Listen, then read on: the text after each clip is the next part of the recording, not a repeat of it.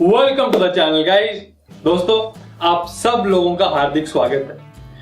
Hair fall एक ऐसी चीज है जो 10 में से 4 या 5 लोग इसके बारे में बात भी करते हैं, कुछ करने की कोशिश करते हैं। लेकिन गाइस एक प्रॉब्लम है, और प्रॉब्लम क्या है कि जब भी हम हेयर फॉल को कॉम्बैट करने की सोचते हैं, हम शैम्पूज, तेल या इस टाइप की एक्सटर्नल रेमेडीज के बारे में सोचते हैं। इस अप्रोच की प्रॉब्लम गाइस स्किन या आपके जो बाल है, इन पे जो भी होता है वो इन अ वे आपकी बॉडी के अंदर जो चीजें चल रही होती हैं उनकी इंडिकेशन होती है। तो इस टाइप की अप्रोच कभी भी कारगर हो ही नहीं सकती। तो आज इसलिए इस वीडियो में हम बात करेंगे कि कॉमन जो हेयर फॉल होता है या चीजें होती हैं उनके मेन रीजंस क्या है, क्योंकि अगर हम रीजंस तक पहुंच नहीं पाएंगे तो हम उनका सोल्यूशन कभी भी नहीं कर सकते।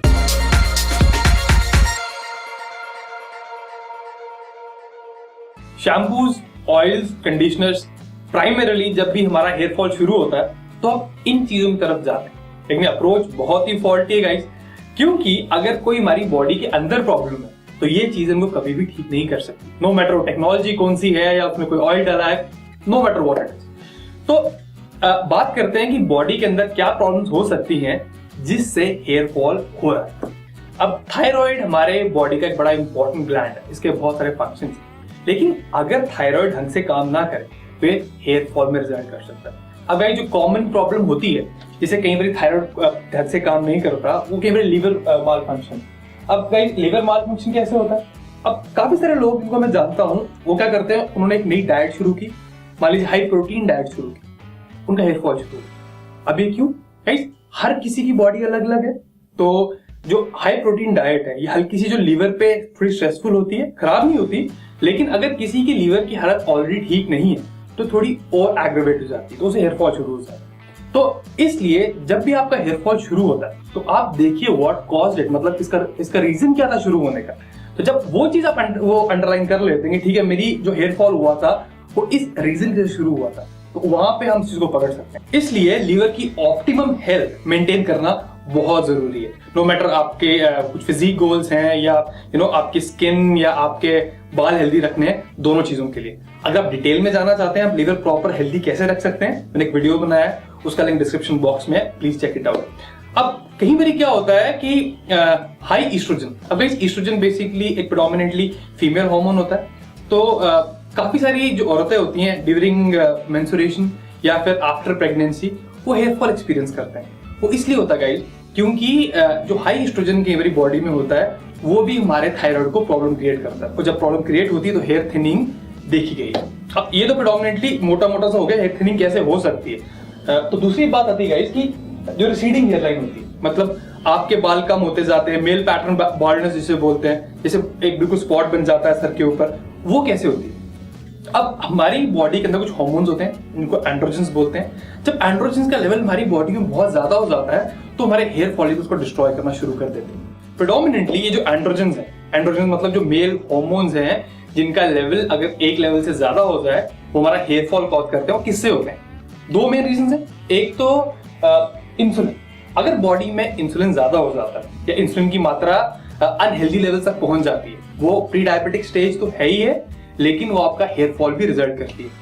आपको गाइस अपनी जो इंसुलिन सेंसिटिविटी है या अपनी बॉडी में जो इंसुलिन की मात्रा है बिल्कुल संतुलित रखनी होगी। और आप देखना चाहते हो कैसा कर सकते हैं, मैंने इस पे वीडियो बनाया था, डिस्क्रिप्शन बॉक्स में लिंक है, प्लीज चेक इट आउट। और ये दूसरी चीज ये आपको अपना कॉर्टिसोल कंट्रोल में रखना होगा। अभी कॉर्टिसोल क्या बोला है गाइस, जब भी बहुत स्ट्रेस होता है हमें, मतलब मान लीजिए हाई स्ट्रेस पीरियड्स होंगे, आपने नोट किया होगा कि हेयर फॉल तब भी होता है। तो वो क्यों हो रहा है? इसमें कॉर्टिसोल का लेवल जब बॉडी में बहुत ज्यादा हो गया, स्ट्रेस बहुत ज्यादा हो गया तो हेयर फॉल होगा। अब कॉर्टिसोल को टैकल करने के लिए क्या किया जाए? सबसे पहले गाइस नींद आपकी ढंग की होनी चाहिए, मतलब try to get at least 7 hours of sleep every night, और प्राणायाम या योगा ये चीजें ट्राई कीजिए। ये आपका ओवरऑल जो स्ट्रेस लेवल्स है ये डाउन करते हैं। तो गाइस अब तो हमें समझ आ गया कि जब हम बात हेयर फॉल की करें उसको टैकल करने के लिए हमें आउटसाइड इनसाइड अप्रोच, मतलब बाहर से अंदर आने की चीज की जरूरत नहीं है, हमें वो चीज अंदर से टैकल करनी है। तो आप देखते हैं कि how should we go about tackling the hair loss problem. जब भी हम डाइट की बात करें जिससे हम हेयर फॉल अरेस्ट कर सकते हैं, रोक सकते हैं, तो नॉर्मली हमें जो सुनने को मिलता है वो ये है कि अपनी डाइट में प्रोटीन ढंग से रखिए, एसेंशियल फैट्स रखिए, तो क्या रिकमेंडेशन गलत है? बिल्कुल नहीं, रिकमेंडेशन बहुत अच्छी है। लेकिन गाइस, अगर आपकी डाइट में प्रोटीन ऑलरेडी काफी है और फिर भी हेयर फॉल हो रहा है, तो फिर क्या किया जाए?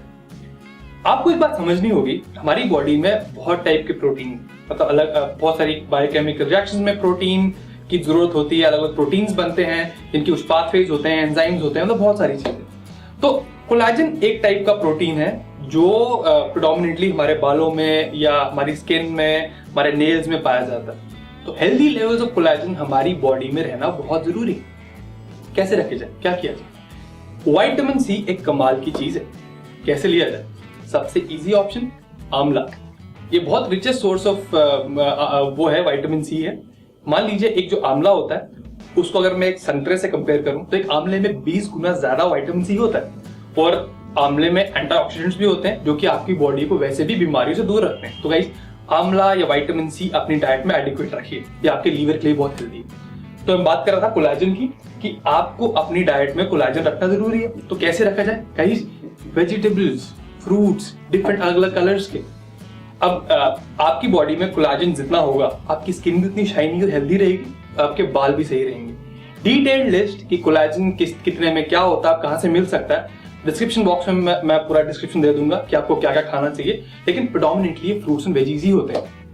अब इस नेक्स्ट चीज, इसके बारे में कोई बात नहीं करता, वो है ट्रेस मिनरल्स। अब ये क्या बला है ट्रेस मिनरल्स? आप प्रोटीन लेते हैं, आप कोई फॉर्म प्रोटीन के लेते हो, आप डाइट से लें, सप्लीमेंटेशन से लें। अब आपकी बॉडी में वो जाए और इस टाइप के काम करे जिससे आपके बॉडी फंक्शन चले। मतलब यहाँ पे हम बात कर रहे हैं हेयर फॉल अरेस्ट करने की, लेकिन आपको कुछ को फैक्टर्स चाहिए उस प्रोटीन को अपना काम करवाने के लिए। को फैक्टर्स क्या चीज? को फैक्टर्स एक टाइप के हेल्पर्स हैं। अगर वो नहीं होंगे तो बायोकेमिकल रिएक्शंस नहीं होंगी। तो उन्हीं हेल्पर्स की बात करें तो ट्रेस मिनरल्स वही चीज होते हैं। अब ट्रेस मिनरल्स वो मिनरल्स होते हैं जिनको हमें हर रोज 100 मिलीग्राम से कम की जरूरत है। मतलब जैसे मान लीजिए जिंक है, आयरन है, मैंगनीज है, मोलिब्डेनम, क्रोमियम, ये सब चीजें। इसकी लिस्ट भी मैं डिस्क्रिप्शन बॉक्स में दूंगा।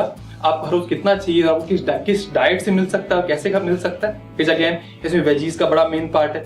आपकी जो वेजिटेबल्स होती हैं, ग्रीन वेजीज इन पर्टिकुलर, या फिर आपके सीड्स होते हैं, इन सब चीज से आपको मिनरल्स आराम से मिल सकते हैं। Last DHT।